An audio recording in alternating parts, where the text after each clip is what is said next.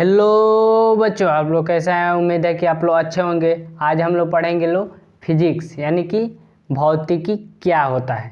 तो पिछले लेक्चर में पढ़े हैं लोग कि साइंस क्या होता है और साइंस के कितने प्रकार होते हैं, उसके बारे में पढ़ चुके हैं लोग। तो आज हम लोग के पढ़ना है कि फिजिक्स क्या होता है, यानी कि फिजिक्स किसे कहते हैं, ये कहाँ से लिया गया है, इसके बारे में चर्चा होगा। तो चलिए देखते हैं कि फिजिक्स शब्द है वो कहाँ से लिया गया है और फिजिक्स कहाँ से आया है, क्या होता है फिजिक्स में। तो पिछले वाले में बताएं साइंस कितने प्रकार का होता है, फिजिकल साइंस और बायोलॉजिकल साइंस। उसी के अंदर यानी कि फर्स्ट वाला जो होता है फिजिकल साइंस, उसी का एक भाग होता है जिसको बोलते हैं फिजिक्स। यानी कि फिजिकल साइंस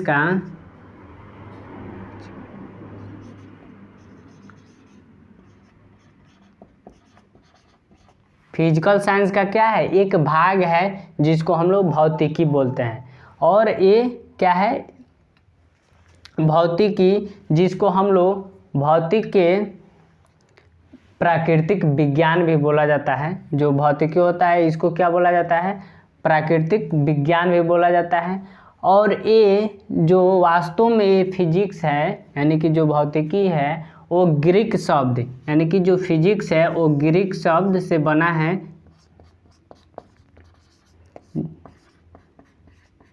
ग्रीक शब्द क्या, फ्यूसिस जो है, उसी से ये फिजिक्स शब्द बना है जिसका अर्थ क्या होता है, प्राकृतिक यानी कि नेचुरल, यानी कि प्राकृतिक, जिसका अर्थ क्या होता है,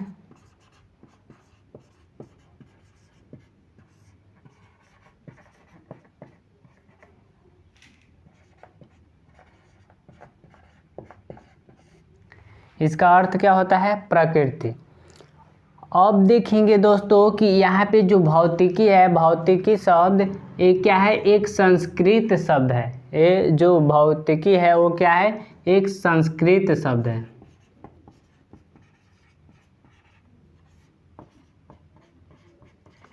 इसका अर्थ क्या होता है, भौतिक संसार।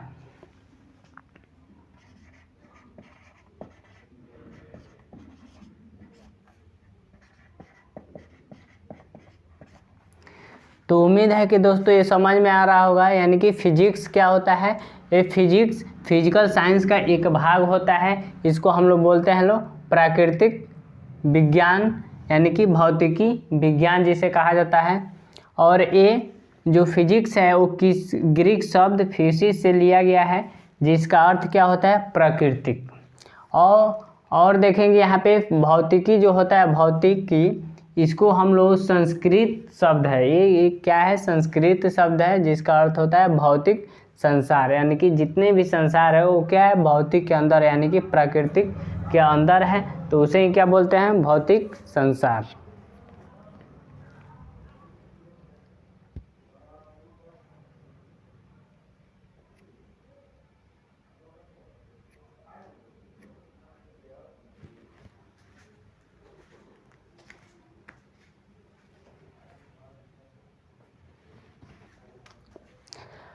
अब दोस्तों देखा जाएगा कि भौतिक जो होता है, भौतिक किसे कहते हैं, यानी कि भौतिकी किसे कहते हैं, यानी कि प्राकृतिक जो फिजिक्स है वो किसे कहते हैं। तो फिजिक्स किसे कहते हैं, तो पहले इसको नोट कर लीजिए, उसके बाद से यहाँ पे लिखते हैं फिजिक्स किसे कहते हैं।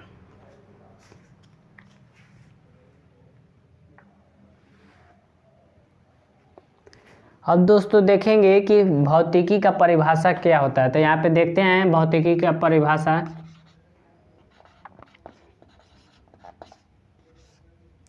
इसका परिभाषा क्या होता है, प्रकृति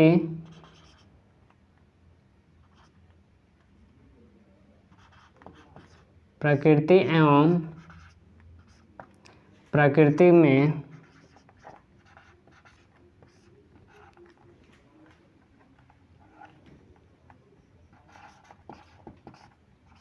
घटने वाली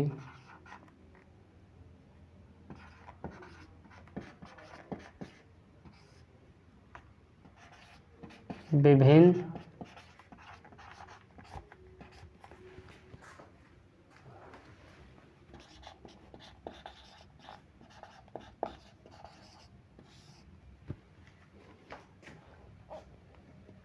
प्रकृति एवं प्रकृति में घटने वाले विभिन्न प्राकृतिक घटनाओं का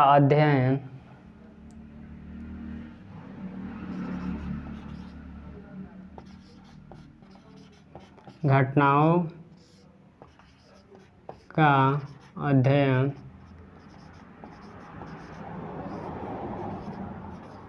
विज्ञान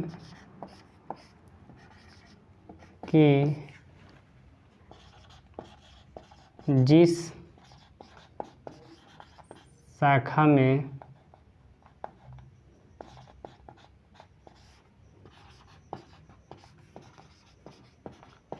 करते हैं उसे ही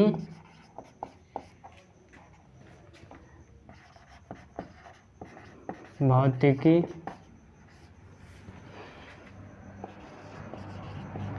कहा जाता है।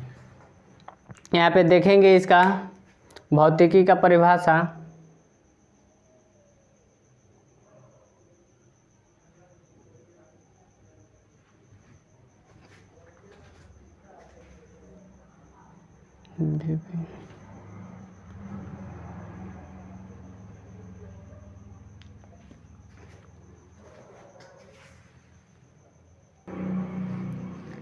तो ये क्या है दोस्तों, भौतिकी का परिभाषा है। क्या है?